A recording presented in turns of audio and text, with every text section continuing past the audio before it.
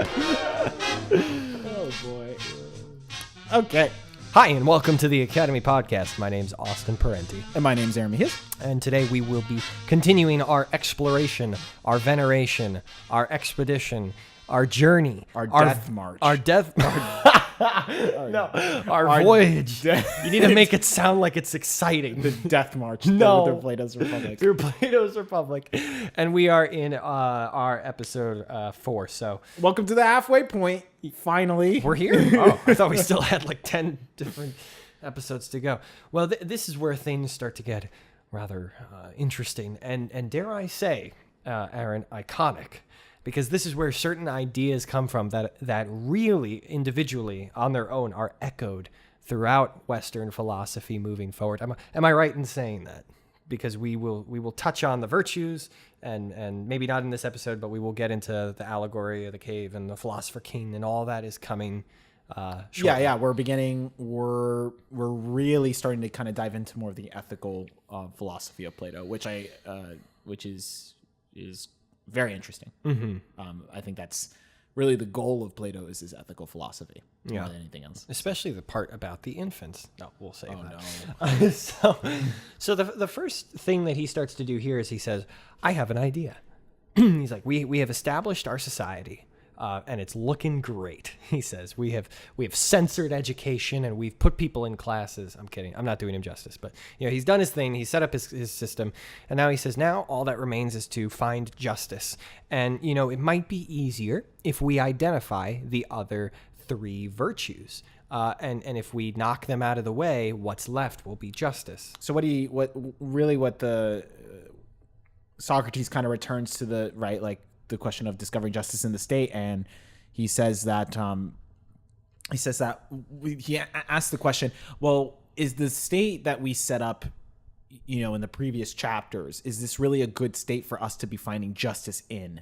Like, he wants to take a step back and evaluate, and he says, okay, make sure we're there. Yeah, he's like, okay, so have we built a state that is good enough for us to evaluate whether or not it contains in itself justice, is kind of what you're saying. Right. And so he says that there are 4 qualities that the state must possess in order to be perfect, and he has to identify these 4 qualities. Now, more students of philosophy would say, okay, well, there you see a philosophical or logical assumption in which he is assuming, you need these 4 qualities for it to be a good state. Yeah, like who says? Who says? And Plato says, get over it. Right, because that's just the classical definition of the virtues. Right, they're not, it's not that's not the question, right? It's like they're not going to be debating like what is... Right, that's a different book. Right. Even though it's pretty not. much. Anyway, so just covering the base there. So the 4 qualities are... Wisdom. I want to say them. Okay. You want to say 'em? Okay. I know the answer. Wisdom, courage, self-control or temperance is sometimes put. I want to operate with the word self-discipline. Okay, let's say self-discipline then. And lastly, justice. There.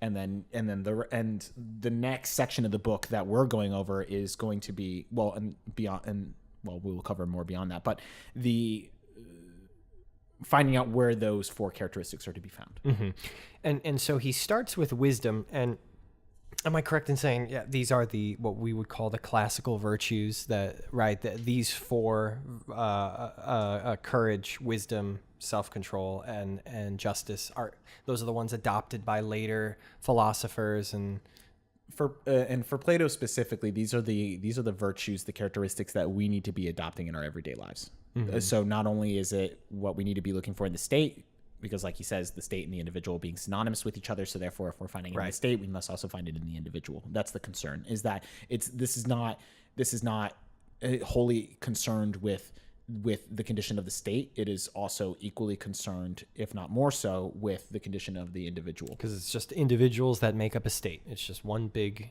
individual, kind of. Yeah. Of course, details. Or is the state a metaphor for the individual? So, right. And so this is interesting to me because I remember better the later philosophers who talk about this and who adopt it into their own worldviews than I remember this. So maybe we could spend a minute and go over these 4 in order and just make sure that I'm understanding them as they're to be understood. Okay. and we're contextualizing them if they need contextualizing. Go ahead. So the first one that we go over is wisdom, Sure. which he says is on the state level is primarily found in the leaders. Yes. That's the big scale. Well, he makes a very important assertion here. Okay. So since we're giving each of these context. Assertion or assumption? Assertion. Okay. Where he says that, well, a state contains lots of different kinds of wisdom. Yes. Okay, I remember. So he says, well, you have the wisdom of the carpenter. You have the wisdom of the metal worker, musician, the sailor, the musician. They're all different. Different kinds of wisdom, right? And he's like, well, yeah.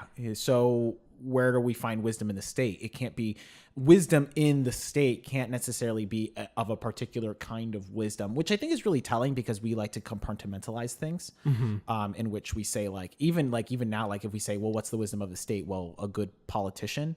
Like, does that mean the wisdom of doing politics well? Well, not really, because what does it mean to do politics well? Getting bills passed? Well, is that really wisdom in the state? All right, not necessarily. Not necessarily. So he says, and here's the quote.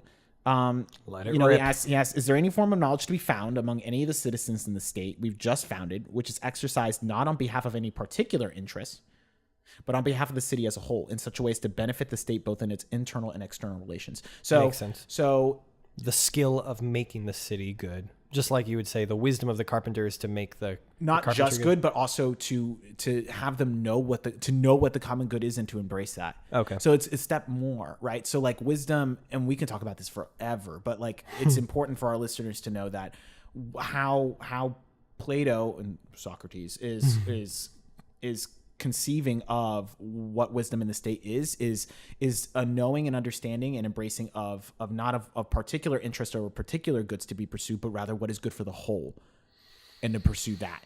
So then let's take it a step further. That means whatever faculty knows wisdom and embraces wisdom, therefore must be in charge of the whole, because he knows what's good for the whole. Makes sense. Yeah. So that's where he says, well, it's found in the guardian's knowledge. Right. Where the guardians in their education and them being philosophers, they know the knowledge of what is good for the whole of the state. And then they legislate accordingly to what that public good is, in accordance to their philosophy, to their reason. So therefore, that is where the knowledge of the whole state is to be found. So therefore, knowledge is found in the city that they have set up. Mm-hmm. Now, it is interesting. I don't want to get down a rabbit hole with this, but he says the good of the state as a whole. He doesn't say for the majority. So, right, the majority would be a utilitarian stance that we will do the greatest good for as many people as we can possible. Producing the greatest amount of happiness for the greatest amount of people. So he seems to truly believe that there is one good whole that we can work towards that will benefit the entirety of the state, at least if they're in this circumstance that he's created with these classes and everything, Right. That's kind of just cool. Worth noting. Yeah. And it gets into like what we talked about in last episode is also like wisdom for the whole. Like people may be thinking, well, how do you even know that? Like, how do I know like what is the good for like the whole of everybody? And like the very first thing we would say is harmony and unity.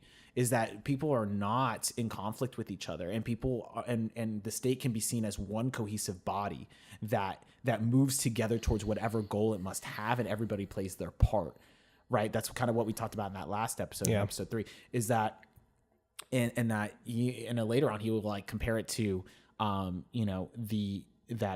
think of a body where like if a finger is hurt, it's not like it's not like the rest of the body is not aware of the pain of that one finger. The entire body feels that pain with it. And so that's kind of what he's comparing it to, where it's like the state, one part of it is hurt.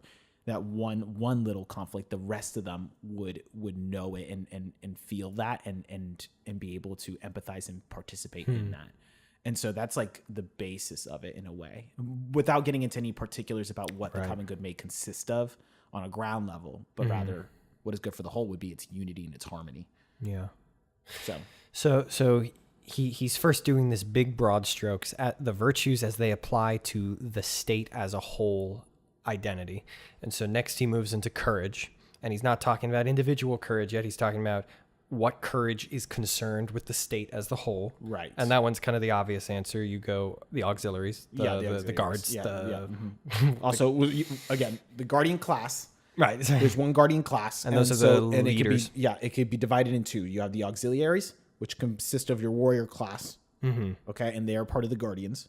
And then the elderly guardians who have been educated and have moved beyond that are those of the ruling class. Okay. So he's saying specifically the auxiliaries of the guardian class will be the expression of courage, of the virtue of courage in this broad stroke definition. Yeah. So what he describes courage as being able to safely keep the opinions that have been inculcated in you based on your education. Do that one more time. Okay. That sounds really good, but he says, okay, quote, go for it. I replied that courage is a sort of safekeeping. What sort? The sort that will safely keep the opinion inculcated by the established education about what things and what kind of things are to be feared, and by retaining it in all circumstances. I meant retaining it safely without losing it in pleasure or pain, desire or fear. If you like, I'll give you an analogy. And he talks about dyeing wool purple and how properly dyeing the wool purple makes it hold the purple regardless. So he's saying that courage is less of an act, but more of a state of, it's an act in a way, but it's also a state of being where it's like, well, we're like, the education is teaching you what to fear and what not to fear the enemy on battle in a battle, but to fear wrongdoing and not, and caring about your selfish desires. Right. And so he's saying that what courage really is being able to hold to the beliefs that are established through your education, regardless of whatever the circumstance may be that is presented to you. And I love that. That is awesome. So okay, I need to understand that more because I want to love it with you. Okay. And I think I'm on track. But so it sounds like courage is a construct in the sense that it is something that is created in you by your education. It's not some sort of default temperament. Right. Because, because we would, I mean, when we say something is courageous, we mean that they're standing up for something. Right. Right. In the face of an adversity. Like, that's how we think of it. Right. And so he's saying, right. We wouldn't call, well, I mean, maybe we do today, but like, we wouldn't call something courageous as something like somebody doing the bare minimum in something, or something easy. Yeah. Something easy or something that's lightly controversial. So he's saying courage is doing something, hard, like we would consider it courage, except that it also needs to, or is it just the result of your education, to find what is right, good, and to be afraid of what your education has determined for you? I'm trying to sort through like what. Yeah, Plato would say then, our whole object is to steep them in the spirit of the law and to love what is good and to hate what is bad and wrong. Mm-hmm. So that we behave courageously, or right. That is courage. Oh. You know what I mean? Now I see your question. Uh-huh. So that we would behave courageously in the face of adversity. Okay. But then in doing so, that is courage. Is truly obeying the law that's been educated in us. Well, because then Plato would turn around and say that, like, what is truly courageous would be to, I guess, yeah, that's a tough question because I wouldn't say that being courageous requires you to participate in their act of courage, defending something that we would regard as absolutely true. Does that make sense? I'm going to work that back. So basically, let's take it like this. Let us say, okay, let's make it black, like really black and white as possible. A a Union soldier at the Battle of Shiloh. Sounds good. Okay. And he is, I mean, let's just imagine, an African-American soldier who, just a great husband, loyal, just all these great qualities, wants to fight for the emancipation of the slaves, and just what we would regard as an honorable man, in all senses, like absolutely without a blemish. And then, and he believes in his cause. And then let's take a Confederate soldier who is equally without fault, but then obviously is fighting to keep slaves. Mm-hmm. If that's his true motivation and not the whole. Yeah. Yeah. That's complicated. So then, and they both shoot each other at the same time on the battlefield. Okay, so we would say the African-American soldier fighting for the emancipation of the slaves. The reason why I made them faultless is so that I didn't have to like nitpick other qualities. Sure. Like, let's just make it about the slave thing. Yeah. So then the Union soldier dying and the Confederate soldiers dying, and we would say, okay, well, the Union soldier was fighting for the right cause, but would we say that the Confederate soldier wasn't courageous? That's exactly what I'm asking, or what Plato would say. Because in my no, I'm asking us right now. Okay, well, because I would say, well, no, they're both courageous because you went out there and you fought and brave. You fought for what you believed in. Like, that's brave, right? But now it kind of sounds subjective in light of Plato. No. Well, no, because what Plato would agree with that definition. Plato would say, unless somebody emails me and says you're wrong. I mean, but I'll stand on this branch. Plato is saying that, Plato would say that there's a difference between like truth and opinion, but like also Plato would also go on to, say that the laws of this perfect city would be they would make perfect laws. You know what I mean? Like the assumption that we're pursuing wisdom and truth and all that. Yeah. So he would say, however, just for our purposes with courage, is that you're only being you are holding steadfastly to what you believe to be right in the face of adversity that comes against you. That is courage. Okay. Yeah. It doesn't require, it doesn't require necessarily some sort of adjudicating the moral basis by which you act. Yeah. Because, and again, the other example would be like the Nazi soldier versus the U.S. soldier on the, in France. If his evil was truly institutionalized to the point that he was convinced that what he was doing was right, both actions are courageous. Or is it and I don't want to get too deep into it, or is it just the simple act of doing something that is hard constitutes courage? Yeah. I don't know. So holding in accord with what is correct and in accordance with the law. So there is that sense of maybe the Nazi soldier isn't necessarily correct. So it would also be courageous for him to rebel against that because it's not correct. Yeah. So you're probably right that there is that is a confusing question for me. And I should say I don't really know, because we want to be in accordance with what is the law and with what is right. And so being courageous is always to hold fast to that. You know what I mean? In all circumstances, and not moving from that, and knowing what is to be feared and what's not to be feared. However, there is a lot of gray area with this, because it's let's enter into a circumstance of World War I, something a bit more muddled, where it's we don't really know the purpose of this. So is it right to rebel? Or is it right to be steadfast in fighting that conflict? Or or you could just move it away from the war example.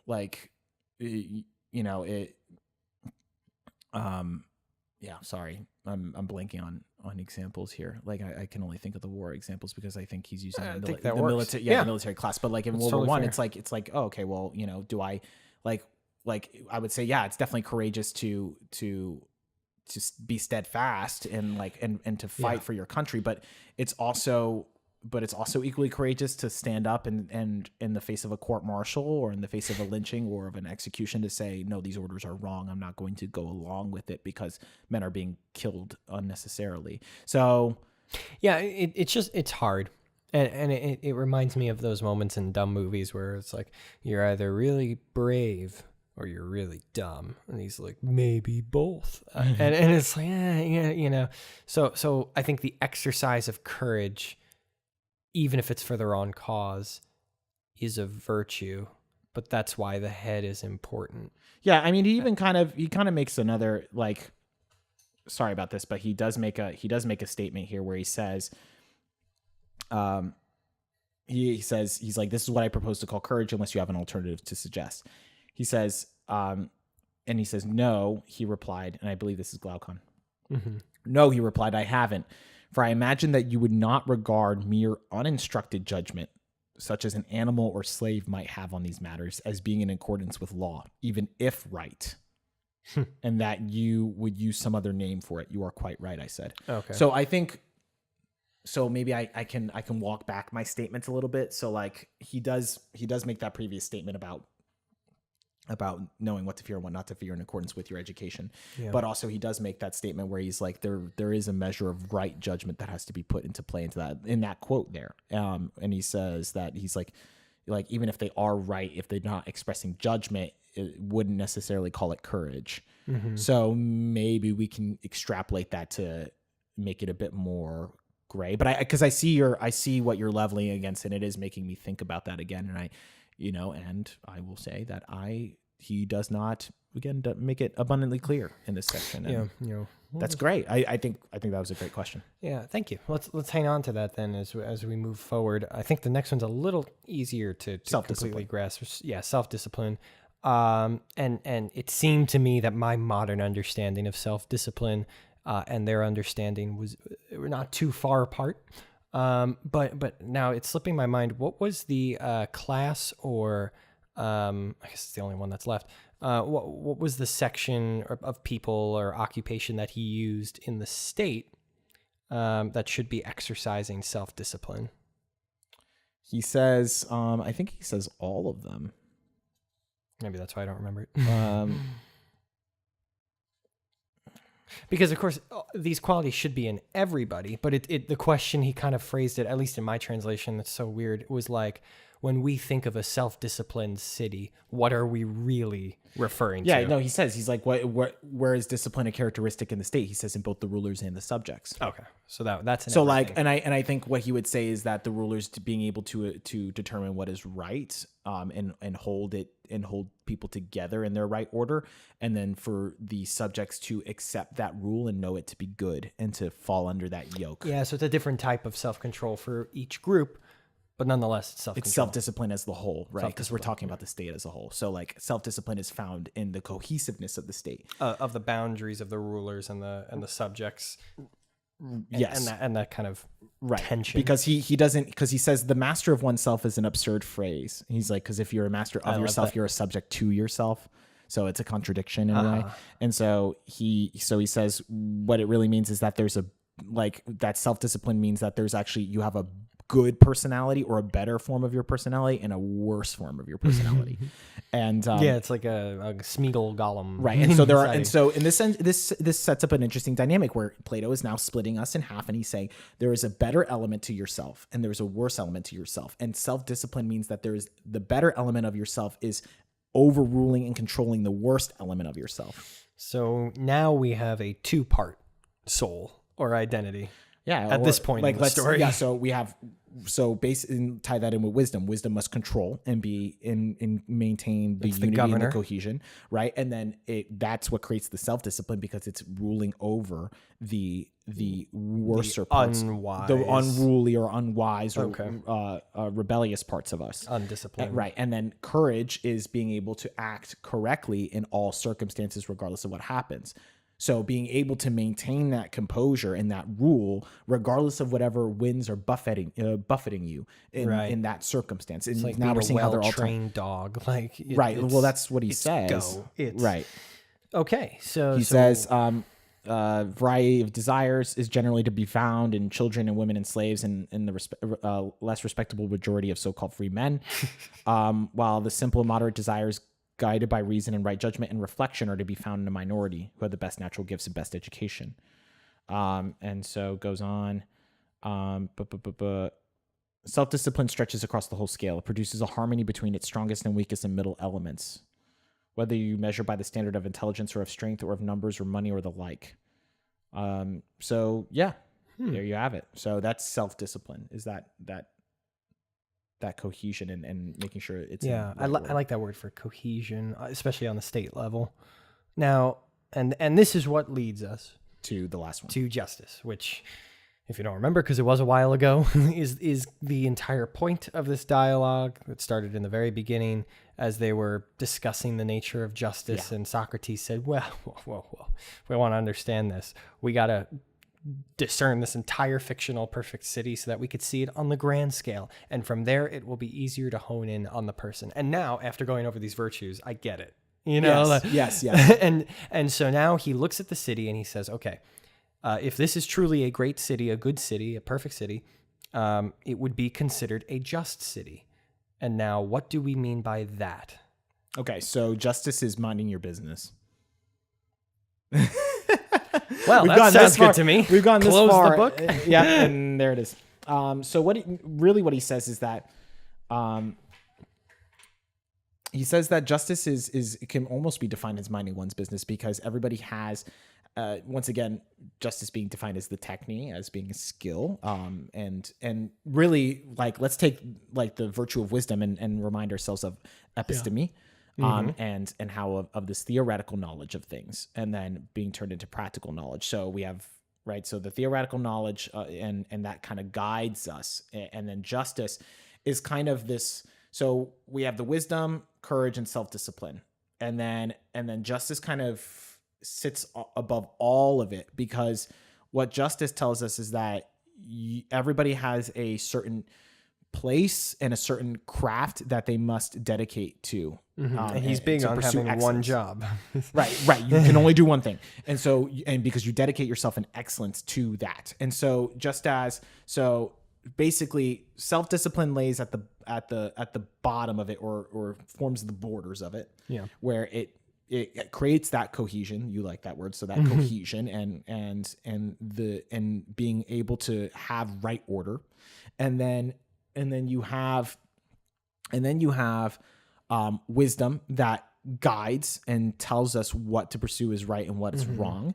And that's more of a theoretical. And then courage cements it for us, because it tells us, like, even in the face of things that happen, we are still going to hold fast to our values that are instructed to us by wisdom. And held together by that self-discipline and that courage. And then above all of that is justice, because justice, what it does is that as each is pursuing their own craft and their own excellence, you are in your own sphere, and you're not interfering with others. It's like stay in your own lane kind of thing. Now, how does that relate to the other three? It has more to do with think of justice as the goal. So like you need wisdom, courage, and self-discipline in order to pursue excellence in your craft. I could see that. Now, based on those other definitions. I was trying to make them all lead together. Yeah, I feel like, ironically, I'm having a better understanding of justice in the individual than on the state level. But he starts with the state level, or does he go straight into the individual? Well, they kind of start off a little bit with the individual, and then they said, "Okay, let's build the state." And then so let me sum up to make sure I'm getting this. Wisdom is the administrator. I think of the guardian elder, who is discerning right from wrong. Courage is the force that helps us stand up against the temptation of wrong, you might say, because that's the easier path. And that's cemented by education and all that. Your self-control is the cohesion that moderates, I guess you could say. But justice, the perfection of the craft, and not at the expense of other people and other spheres, is the goal that the body is moving toward. Right. Justice is the pursuit of excellence. But it's also minding your own business. Right. Because you are. See, this leads into a whole other discussion about, like, is justice like techne bound? Is like one of the conversations that a lot of people have is justice like bound up for us as people? Like, is it bound up into having like it dealing with just a craft? Yeah. That like what is just is like minding your own business, pursuing excellence in a craft, and like you're just focused in on that craft, and that's about it. Like, and or is justice something more to Plato? Does it have a deeper meaning, and also can it be seen as just like, is he just talking about like just the state pursuing excellence? Is he talking about us as individuals pursuing excellence? What does that look like? What is the ethical value of justice?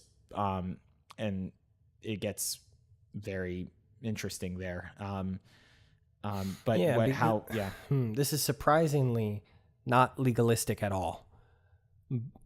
In sounding. So again, we go back to that first guy whose name is whatever, Polemarchus maybe, who says, it's about settling disputes and giving people what they're due. And this is saying mind your own justice is truly the act of perfecting your skill and minding your own business while you do it. We're pretty far from a legal. So where do we get, Lady Justice with her scales of balance from? Where does that come from? Well, I mean, I think this is going to be a constant development as we go through the book. But I also think that Plato does, say in the book where he's like, well, what happens when a farmer and a shoemaker exchange tools? Like, what happens when, they switch up jobs? He's like, is that going to be harmful to the state? And they're like, no, it's not going to be very harmful to the state. Who cares? He's like, you're right. Now, but what happens when we have a rich merchant become a warrior, or a general or something like that? And then everybody's like, oh, wait a second. Like that could do some damage. That could do some damage. Right. So then it's more of, and again, is it a practical political work or is it a metaphor? So like, but I mean, this is why, like, let's get out of the political realm and let's make it a metaphor. Let's say what happens when your desire for chocolate becomes the object of wisdom. Right? So now all of a sudden it fits a bit better, right? Because now we're saying, oh wait, that's not just. Like that you can't pursue excellence then, because all of a sudden all you're pursuing is chocolate. So then justice is, again, everybody minding their own business, but in the sense of the individual. And if we take this as a metaphor for the soul and us as just individual beings, then what you find is that what he means by everything minding its own business is that your different, like the different faculties contained within yourself as a person are each performing their proper function in their proper place. I think I'm starting to see. And embracing those other three virtues to allow that to be so. Because once again, you need the wisdom, you need the courage, and you need the self-discipline in order to have justice. But then justice is a comprehensive look at all of them together in the pursuit of excellence. It's like the real judicial branch, can I even say? Like it's the check on the others, so to speak. No. Sorry. That's okay. Think of less of one branch. Think of the three branches of government. So you have your legislative, executive, and judicial. But then if a kid in your class sits back and says, yeah, but what's the point of all of it? That's what justice is. Okay. I think I understand, and I think I'll understand more as he continues to develop on it. So maybe it's best to move on. Well, I mean, when we start talking about the soul, like I can kind of Now that's the next section, right? That's what it's titled is the elements of mental conflict, but what they mean is the soul, because the Greek conception of the soul is a bit different than how we see it. Now you were telling me before this podcast that the soul is called the psyche in Greek. So the word psychology, when we think of the mind, so the Greeks use the word psyche, or sometimes it's spelled suke. It's weird. So like psyche, psyche, like Sokka's girlfriend in Avatar season 3, Suki, who was a Kyoshi warrior. There's my Airbender reference for this episode. You're welcome. I'm gonna move on. Psyche, as if this didn't happen. So you have psyche, psyche or psuche. And so psyche is, think of the wholeness of our being. Like, okay, rewind. So psyche is the soul. Okay. But what psyche literally translates to is the breath of life. So mysterious. Okay. Right. So what Plato's conception of the soul is that like it's what gives a thing life. It's like what animates and gives the thing life itself. Like, and it's not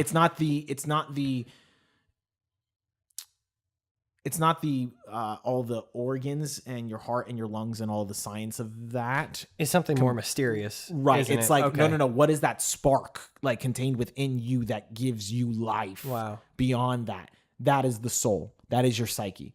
That is what you are. Would it be fair to say like your innermost being? That sounds kind of new agey, but right. But Plato would be so bold to claim, and I'm getting ahead of myself, but he's so bold to claim that that thing has a physical reality contained within you that is apart from your body. Whereas like a physical thing, not a part of your body, but it's in you. Right. That's interesting. Right. So Aristotle would like say that you're a composite being, that like, no, your body is like who you are as a person, and all your composite parts is your soul. And then Plato's like, no. Your soul is something separate from you. It's the life that animates the body that you're in, and then it will leave. Whereas the pre-Socratics kind of compared it to like a smoke, where like it was like a smoke in you, and then when you died, it like got blown away, or like, and then, but that led to a lot of philosophical problems, because it was like, well, couldn't the smoke just blow away now? Like, couldn't it move to somebody else? Like, what's containing it? Blah blah blah. But then Plato was like, no, it's like more of like your life force, and it moves on once you die. It only simply inhabits your body. That's so. I wouldn't have expected something so just mysterious sounding from somebody who's so thorough. Well, wait until we get to the dividing line in the realm of the forms and the process of recollection in his epistemology. Yeah, I'm looking forward to that. It's a lot of it's the movement of the cosmos. Oh boy. So he starts talking about the Plato first talks about the four virtues, which are both in the state level but also inside of us. There are these four forces that are helping us to move towards goodness. But then, so there's four things in us. But then there's also three things in our soul. Okay. So the four principles don't exist within the state of the soul. They're two separate things. Sorry. Okay. Yeah. No. I think I understood that. So could we say, for simplicity's sake, the four virtues are like in the mind and heart, and the soul is separate from that? Let's make it. We can actually be simpler than that. Let's just say the four virtues exist outside of you. Okay. They're just external things we see. So now you're starting to get into the forms. No. Yeah. So like, the idea, the very conceptions of self-control or self-discipline, courage, knowledge, and justice have true manifestations of what they are in and of themselves in the realm of the forms, or the realm of the intellect beyond us, that our soul gains knowledge of through recollection. Yeah. So now, I apologize to the listener. We're like, that's So external things we're seeking after. Right. They're there. We just have knowledge of them. All right. So how does leave it right there for now? So tell me about the soul again. And you explained it well as that vapor inside of us. And then he goes on to say there are three parts. And how does that relate to this conversation about justice? So basically, how the conversation begins to like lead into the soul, because it is kind of weird to be like, well, we're talking about these principles, and all of a sudden now you're telling me about the soul itself, and it's like, well, that's right. And he's not very clear about how he defines it. A lot, I feel like, is assumed that the Greeks agreed on this. Is that fair to say? No, they didn't. But Plato's kind of like I said, you have the pre-Socratics, and then you have the people before Plato or before Socrates, and then all of a sudden Plato. So then you have Plato steps on the scene with like kind of the very first like comprehensive theory of the soul, and then Aristotle after him. So, and then also Plato is very much influenced by Pythagoras. So there's that too. So really how it starts is like, well, we're looking for justice in the state. So now let's look for justice in the individual. And so that's where we are now, where it's like, now we're talking about the soul of like, well, what is like the individual? Where do we see it? And so, so what does he say? Like let's transfer our findings to the individual and they fit him well and good. On the other hand, if we find justice in the individual is something different, we will return to the state and test our new definition. So by the friction of comparison, we might strike a spark, which will illuminate justice for us. And so there is no difference between a just man and a just city. Same thing. Mm-hmm. And so he just kind of says right out, he's like, we shall expect to find that the individual has the same three elements in his personality. But what are those three elements? Right. So you have the three classes, right? Oh, okay. He's back to bronze, right now silver, we're back to that. gold. So right. So you have your gold, you have your silver, and your bronze. So like, let's move with that. The gold was the guardians. The gold is the guardians, the philosopher king specifically. The silver is your auxiliaries, and then bronze are the working class. Right. Exactly. Okay. So then that's where he divides. But that's in our soul. In our innermost being. Right. So if it's a 1-to-1, if there's no difference, then that means that there are we three have classes. To accept that. Yeah. Right. So if there's three classes in the perfect state, then that means there are three faculties that are contained within who you are in your soul. Or we define the state wrong, which it doesn't look like it according to. That's what he's saying. Right. Right. So then, so what you find, because if you have to see, because we just said that, well, we found justice in this state. So then that means like, let's see if we can say the same in the individual. Right. So the three parts of the soul. So 3 parts of the soul. So you have the head, the heart, and the stomach. So you have the head, which contains reason. So that's going to be represented by your philosopher king, gold class, the rulers. The heart, which is your spirit. Desire? Spirit, specifically. Okay. Sorry. And then, because all 3 contain a desire, if that makes sense. Yeah, but you have the heart, which is going to be your spirit, and that's going to be your silver class, your warriors. Thumos. Yeah, right. Okay. Got it. Then, yes. And then you have your stomach, which that's is the one that's more like bronze, impulse. The appetitive. So it's so insulting to the bronze class. So the words in Greek are to logistikon. So what did you just say to me? To logistikon is like knowledge to reason, to pursue knowledge. And then you have a to thumoides. Sounds like thumos. So your thumos. So and then you have to demotike. So he uses kind of like the root of the word democracy, and it's like this infighting of different desires and passions and things like that. Sounds like a democracy. Yeah, he hates democracy. So yeah. And so that's kind of how he establishes that. And the reason why he's able to do that is because he says that, well, you have like, let's say you have somebody who has the desire to drink something. And so that was so complicated. He was like, if you want to drink, you're just asking for a drink. I'm like, yeah. And then he's like, but if you want to drink something cold, then you want something cold. And I was so confused. I was like, yes, I agree. I have no idea what you're talking about anymore, man. So help me understand that. He was relating that to the stomach. He's saying there are parts to your body that, like, okay, I'm going to really simplify this then. He says there are distinctions that come about between the difference between knowledge in and of itself and the knowledge of an object. So like, think of knowledge, like qua knowledge, just knowledge itself, and then the knowledge of a said thing. Okay, so now we're there. So when you have a desire to drink something of a particular kind, but another part of oneself resists that desire to drink something, 2 opposite desires cannot exist within the same space. That sounds good. Okay, so I'm just stating what he's saying. Okay.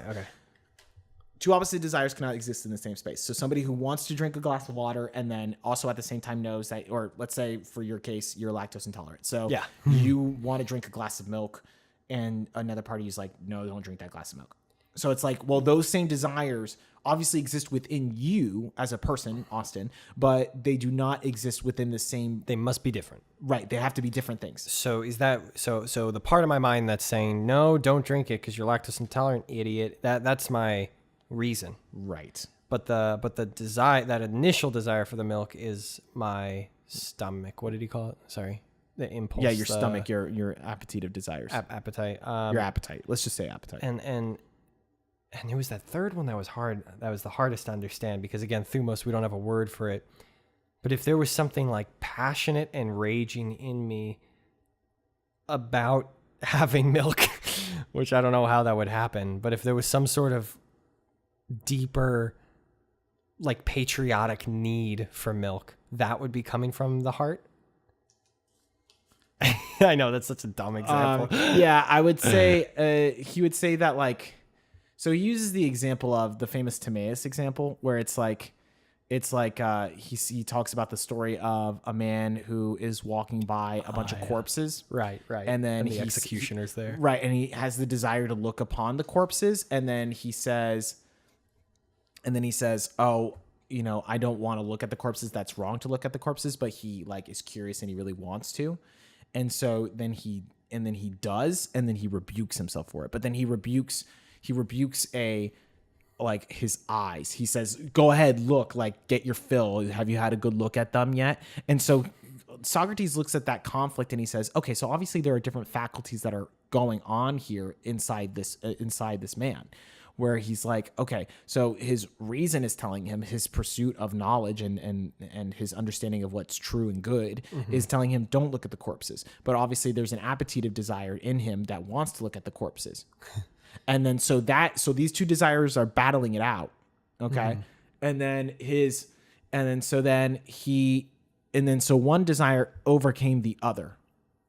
And then when he looks at the corpses, and then here's where the thumos comes in, and this is the weird part, where, like, thumos is the thing that's rebuking him, actually. Oh. Where thumos has created, no, this is getting a little complicated, but thumos, like, the eyes are a part of him, but he's treating the eyes as something separate. Right. So what thumos does is that thumos is naturally allied with reason, according to Plato. So, like, your spirit is naturally allied with reason. So, like, you need not just like knowledge, you need to have, like, a passion and a desire to move towards knowledge, and that's where the thumos comes in. So thumos, in its anger, if it can be characterized like that, it rebukes himself, but what it does is that it creates a external character, which are the eyes, to rebuke. Weird. It is weird. But so, like, sense. It's all about, like, creating external beings, so to, like, conquer, basically, is what thumos does. So we have these three parts of the soul that are interacting, and it sounds like to Plato, to live effectively is to have reason at the head, the thumos to activate the reason, and for the appetites to be tempered. Is that fair? So, right. So I wish I could draw a diagram, but so you have your, and again, there's a lot of debate about this. And I'm trying to really unpack this and make this as simple as possible for people, where it's like the appetites are just generally desired as wanting food, drink, wealth, sex, simple stuff. The very base desires. It wants to consume. And then the spirit can be seen as being, like, part of, like, your will and your spirit. Yeah. And then it desires to gain what is honorable. Like, that's what your thumos wants, is to like achieve what is regarded as honorable, and brave. And then reason, is always wanting to pursue truth and wisdom.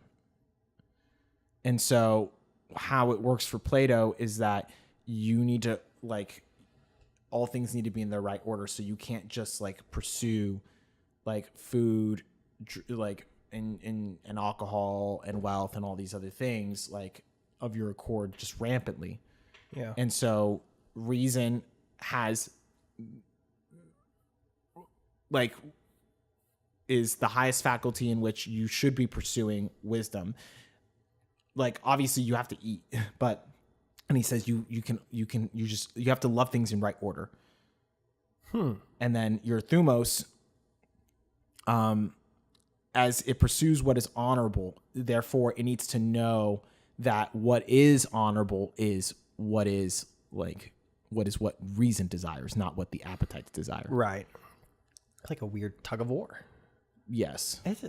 It's so complicated, but it's so practical and at the same time, Yeah. So, and reason is also not just like the love of desire, like is not the love of learning and wisdom. It's not just like the love of that. I shouldn't say like even desire. It should be like desire, attraction. You can say desire, attraction, love. So like, it's not just the love of wisdom and learning. Reason is also the faculty that creates orders and plans. So like it creates plans for your life. That's what reason does. Like even somebody that who like does desire wealth, he still has to make plans to achieve that wealth. Right. So he's still using the faculty of reason. So that's it's just a question of who's serving who. So it gets into a question of whether reason rules normatively or directly. Directly being so like boss. Right. So how do I break this down? What's normative? So normative being like in a general sense. Okay, let's think of it this way.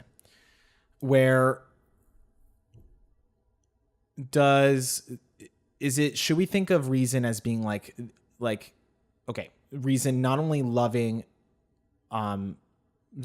reason loves what is loves learning, loves knowledge, loves pursuing what is true, self-reflection, all these things. And then so does Plato think of reason as being that which pursues the highest good, and so therefore it uses thumos to rule directly over the desires and keep them in line and keep them in heel. So like it's a direct rule. Got it. Or of like planning life so that he sees reason as being like just being that what you like the desires and the loves and the attractions of reason being that what you pursue in your life. Or is it more of a normative where reason can be seen as like think of like the faculty of reason, like its ability to plan and to calculate, as being separate from its desires of wisdom. And so therefore what really happens is that you see that you can see an appetitive desire take over and use thumos and reason to pursue that end. Right. Well, that just sounds like what could happen, but what Plato doesn't want to happen. He doesn't want that to happen, but it's more of like how does he view it? Does he see it as like, and for like just the everyday? So like, does he see it as like you have all these? Let's think of it this way: like you have all these desires, right? And I want you to pick these desires in group A rather than in group B. However, in either group A or group B, you'll see that you're using the faculty of reason and the faculty of thumos, like your logistikon and thumoides, to pursue that end. And so it's more of a question of discerning what end you want to pursue, which is actually a very Humean, like David Hume. That's kind of what he thinks of reason as. Reason kind of just evaluates the objects in the world of what you want to desire and then creates a plan to achieve that desire. Yeah. So Plato is simply saying, okay, like you have this desire out there and then go like, I want you to just pursue the right ones rather than the wrong ones. Or is he saying reason is a faculty that possesses desires in and of itself and rules over the soul? I see. But then if that's the case, why is that like not with everybody? And so then obviously that's not, so then it's not so great. So then is he saying, well, then only certain people can rule, like can have reason being the rule over it? Or is it more of we're just choosing the wrong things? And exactly how would that look like? How could we choose the wrong things if reason has its own desires? So does that make a lot of sense? And then, so yeah, now we're like in deep water. And then also, or is it that when, if reason is to rule directly, then why would it need to, if it does have its own desires? So I hope I'm making sense, but yeah, I mean, it's another one of those nightmares that yeah, Plato leaves us with. This has been my research, right? That's like, it's a lot. It's impossible to completely nail down because, he is covering so much in now what is seeming like a very short book. Given the amount of, given the amount of ground he's trying to cover, he's introducing the concept of the soul and he gives it like 15 pages. Like, it obviously needs more than that to nail down what he believes. But I think that the big takeaway, and we're running out of time, so we're pretty much at our time is what I should have said. So let me try to summarize what I think is clear. So in summary, Plato introduces some interesting ideas. First, he gives us those 4 virtues that you helped clarify are actually external, but that we're seeking after, namely wisdom, courage, self-discipline, and justice being both the goal and keeping us in our lane as we're moving towards it. Yes. And then he helped us to understand how he views the soul in 3 parts. Just like the city has gold, silver, and bronze, so we have gold being reason, the ideal leader of the city. We have silver being our thumos, which is kind of spirit. A spirit, an emotional aid, partially to our reason. And lastly, we have our more base desires, food, hunger, sex, and all that stuff. And the goal, this is what I'm getting, is to effectively balance the equation, so that you can live the most harmonious life, that your soul is not in conflict with itself, and ultimately achieve that weird word, eudaimonia. Eudaimonia. Have I summarized well? Yeah, what I'm gonna do. Yeah, I think that's really good. And I'm only gonna throw this out there as a suggestion. I think we may do this, is that because this topic is really important for, like, especially as we move on to, like, when we start talking about the forms and the cave and all that kind of stuff. Like, I may just record an independent, like, Plato's Soul Part 2 Electric Boogaloo, and where, like, it's just a 10, maybe 15-minute thing where I'm kind of going over. If you want to. In greater detail. We'll figure that out later, but maybe we will consider attaching an additional supplemental something. Yeah. Let's not define it. Yeah, because I mean, he does pick it up again in book 9. So yeah.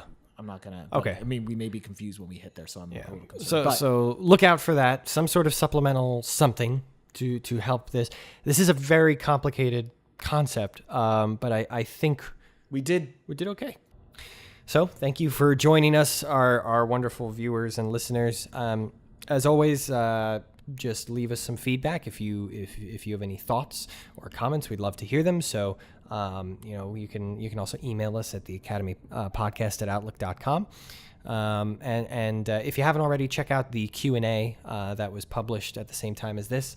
So we took a couple of questions that our viewers were asking, both about Plato, but also just about our lives in general. And if you enjoy that, maybe we'll continue that as well into the future. So that's all I got. Any other thoughts? Yeah, guys, thank you, guys and girls. Thank you so much for listening in on us, and we really appreciate it. We love all the support that we've been getting. And even listeners from other countries were really humbled and honored by that.